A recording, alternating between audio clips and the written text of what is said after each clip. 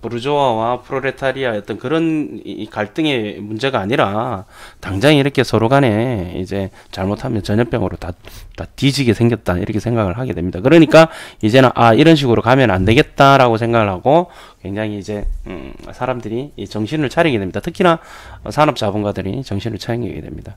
보시면 알겠지만 전염병은 사실은 어떻게 뭐 돈이 많은 사람은 전염병이 안 걸린다 뭐 이런 건 없지 않습니까? 이거는 지금은 모르겠어요. 그 돈 많은 사람들이 오래 산다는 건 또 있긴 한데 어찌됐든 먹는 물의 문제니까요, 환경의 문제고 주거 생활의 문제니까 이것은 전염병의 문제는 이제 산업 자본가들도 피해갈 수 없었다. 그렇게 해서 보시면 알겠지만 1831년부터 반복적으로 유행했던 콜레라 때문에 노동자의 생활상에 애써 무관심했던 산업 부르주아, 그러니까 산업 자본가들의 동의를 얻어서 뭔가 뜯어 고치자라는 것이 이제 만들어지게 됩니다. 법률이 만들어지는데요. 이게 이제 1844년 8월 9일자 법률입니다. 이제 뭐냐면 임대주택의 최소한의 위생 조건, 그리고 지하실에 1846년 4월에는 지하실에는 사람을 살 수 없게끔 만들어는 이렇게 금지를 시키는 이렇게 방식이 나옵니다. 참 이거 보면 참 우리 지금 서울 재개발 지역 같은 데 가보면 지하 지층 굉장히 많죠. 수도권에는 많습니다. 저기 지하실에 사람이 사는 거 얼마 전까지 살았죠. 요즘은 잘 없지만 그 정도 우리 한국에서는 계속 2000년대에도 그런 일이 있었다라는 걸 얘기했습니다. 또한 공중 목욕탕, 세탁장 이런 것도 이제 이때 다 설치를 하게 돼 있고요. 이 부분에 있어서 사회 정치가들도 먹고 사는 문제니까 이제 다들 동의하게 됩니다. 여기 보면 당시 자유주의적 시장 논리적 이념에 근거한 정치가들과 저널리스트들이 도시의 위생 문제에 공공히 개입하는 것을 반대하였으나, 저거 뭐냐면 자유주의가 팽배하니까 내 거 내 마음대로 하는데 내 재산에 왜 그러는데 이런 식으로 따지는 거에 대해서 이제 상당히 이제 옹호를 했던 정치가들과 저널리스트들이 뭐 콜레라 때문에 다들 죽어나가니까 어쩔 수 없이 오케이 그렇게 하자라고 이야기를 합니다. 근데 그제 오케이 그렇게 하자라고 하는 게 뭐냐면 1848년에 이제 공중위생법이라고 이제 법을 제정하게 되는데요. 이게 사실은 도시계획적, 그러니까 부동산 공법의 가장 최초 법이라고 해도 사실은 과언이 아닙니다. 여기 보면 법 내용이 뭐라고 되어 있냐면요, 이제 뭐 이런저런 이게 있긴 하지만 여기 보면 해당 도시 및 지역의 수도 공급, 하수 설비, 배수 설비, 시가지의 청소, 도로 포장 등을 단일한 지방 정부에서 행정관리기구가 관장하는 것을 이제 규정하고 있습니다. 이제 이게 결국은 인류 사상 최초의 법률에 의해서 이제 그렇죠, 상하수도라든지 또는 뭐 이런 하수설 청소, 도로 포장 이런 것들이 이제 공간적인 어떤 질서를 만드는 거에 대해서 법으로서 이제 강제를 한다라는 거죠. 그러면 이제 이 법으로서 강제를 한다는 의미는 뭐냐면 여기에는 이러한 건물만 들어갈 수 있고 여기에는 집을 짓지 못한다던가 뭐 이런 여러 가지들의 규제가 생기게 됩니다. 특히나 용도지역제 이제 결국은 뭐 주거지역, 상업지역, 그다음에 이제 공업지역이 이제 나눠지게 되는 어떤 근대 어떤 도시계획의 시초가 바로 이 1848년에 생겨난 공중위생법입니다. 결국은 조금 이 얘기를 하기 위해서 계속 이제 이야기를 했는데요. 결국은 무슨 얘기냐? 산업혁명이 일어나고 그 산업혁명으로 인해서 시골에서 농촌에서 도시로 쫓겨나다시피 했던 사람들이 먹고 살기 위해서 광산촌이나 공장촌에서 열악한 주거생활에서 이렇게 살고 있던 사람들이 이렇게는 못 살겠다라고 이제 생각하는 어떤 그 선지자적인 어떤 그런 사람들에 의해서 유토피아 계획을 또 세우고 그렇게 시도를 했지만 결국은 실패를 했다. 근데 실패를 했음에도 불구하고 그 실패를 그냥 실패로 끝난 게 아니라 그러한 정신이 계승되면서 그 이제 성부자적인 그 정신을 이어받았던 근대 건축가들이, 근대 도시계획가들이 결국은 이러한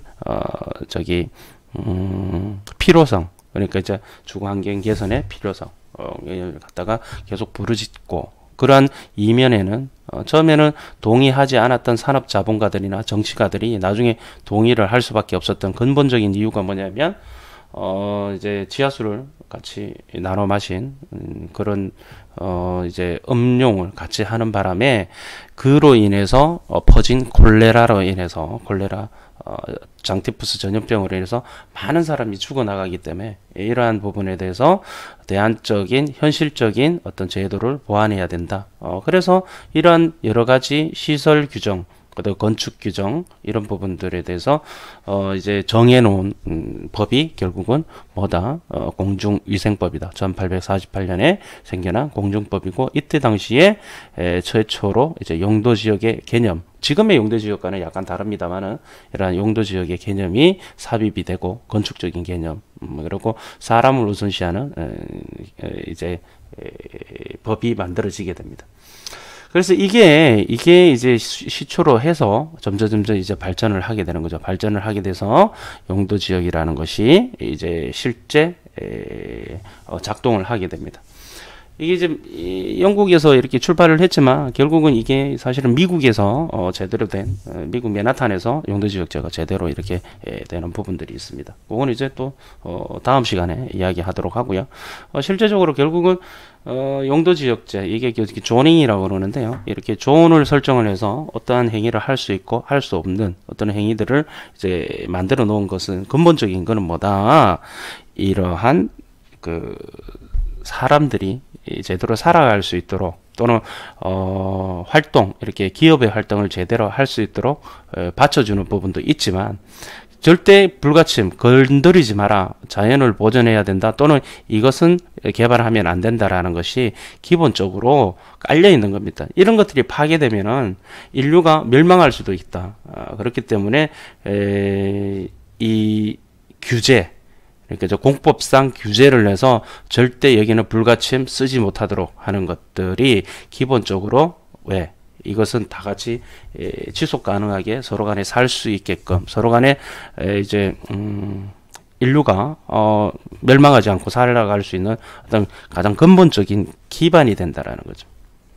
사실은 그래서 용도지역제가 굉장히 중요해요. 용도지역제가 중요한데, 이것을 단순하게 뭐 주거지역, 상업지역, 공업지역, 녹지지역 나눴다라는 게 중요한 게 아니고, 이것들이 왜 이렇게 나누어졌는지를 지금 아시게 되면 섣불리 바꿀 수 없다라는 것, 규제라는 것들, 어제 지역지구 말씀드렸죠. 1편에서 지역지구 뭐라고 했습니까? 명칭을 불문하고 어떠한 규제를 한다든가 인허가를 받아서 이 토지를 개발을 할 수 있는 그런 어떤 그런 도구를 지역지구라고 했습니다. 지역지구, 구역. 명칭을 불문한다고 했습니다. 그래서 이러한 공법상의 규제를 정확하게 파악을 해야 되고, 가장 기본적인 건 뭐냐면, 이런 공법상의 규제가 쉽사리 바뀌어질 수가 없다. 그런데 이제 사람들은, 또는 기획부동산에서 이렇게 이야기합니다. 이 개발제한구역이 풀릴 수도 있다. 농업진흥지역이 풀릴 수도 있다. 뭐 또는 공인용 산지가 풀릴 수도 있다. 임업용 산지가 풀릴 수도 있다. 이쪽에 옆에 그 이제 개발을 하고 있으니까 이쪽도 개발이 될 것이다. 이런 기본적으로 될 수 없는, 되어서는 안 되는, 지금 보셨잖아요. 다 도시계획을 제대로, 공간의 질서를 제대로 두지 못하면 다 죽게 된다라는 거. 사람들이 다 멸망할 수도 있다. 그렇기 때문에 이런 토지의 이용에 관해서는 이러한 기본적으로 인류가 같이 살아야 되는 어떤 문제가 있기 때문에 굉장히 강력하게 규제를 한다라는 그 부분들. 그 규제가 어떤 식으로 동작을 하느냐에 따라서 어떤 인류가 어떻게 살아가는 데 있어서 도움이 되기도 하고 해가 되기도 하다. 그렇기 때문에 이게 궁극적으로 부동산 공법이라는 것은 토지를 개발하는 또는 토지를 이용하는 행위에 대한 규제는 엄격하고 굉장히 강력하고 이러한 부분은 중요하다. 그러니까 이게 단단하게 그냥 뭐 이렇게 바뀔 수도 있고 저렇게 바뀔 수도 있다고 하는 무사람들의 이야기는 말도 안 되는 이야기다. 그래서 용도 지역이 어떤 식으로 탄생하게 됐는지, 그 기반에 그 밑 기반에 깔려 있는 건 뭐다? 사람의 인류의 존엄성, 그리고 같이 살아가야 된다는, 지속 가능한 생활을 해야 된다는 게 밑바탕에 깔려 있다. 그렇기 때문에 쉽게 용도 지역은 우습게 보면 안 된다. 개발 행위 또는 규제 이런 부분에 있어서 존중해야 되고, 그러한 부분들에서 토지 투자가 이루어져야지만 실패하지 않는 토지가 된다.